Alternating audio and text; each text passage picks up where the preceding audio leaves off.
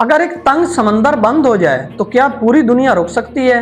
اور اگر ایران نے جنگ چھیڑ دی تو کیا اگلی باری پاکستان کی ہے؟ اب یہ صرف ایک خطہ نہیں بلکہ بارود کا ڈھیر بن چکا ہے، اور اس کی سب سے خطرناک چنگاری آبنائے ہرمز ہے، یہاں سے دنیا کو تقریباً 20% تیل سپلائی ہوتا ہے۔ اور اب اصل دھماکہ سنو، ایران نے ایک دن پہلے 3 بحری جہازوں پر فائرنگ کی، جن میں سے 2 کو پکڑ کر اپنے قبضے میں لے لیا۔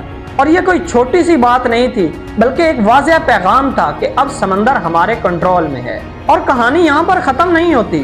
کچھ رپورٹس کے مطابق ایران نے حملہ اس لیے کیا کہ وہ بحری جہاز بغیر اجازت کے وہاں سے گزر رہے تھے، اور ایران نے واضح طور پر یہ اعلان کیا ہوا ہے کہ جو بھی ہماری اجازت کے بغیر وہاں سے گزرے گا ہم اسے تباہ کر دیں گے۔ یہ صرف ایران ورسز امریکہ نہیں ہے، بلکہ یہ جنگ کی ایک مکمل چین چلی ہوئی ہے۔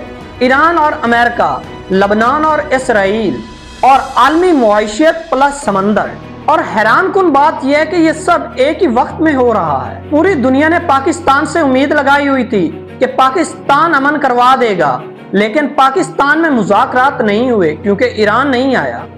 اب سوال یہ پیدا ہوتا ہے، کیا صرف ایران دباؤ ڈال رہا ہے یا اصل جنگ شروع ہو چکی ہے؟ کیونکہ جب سمندر بند ہوتا ہے تو یہ جنگ صرف سرحدوں تک نہیں بلکہ پوری دنیا کو اپنی لپیٹ میں لے لیتی ہے۔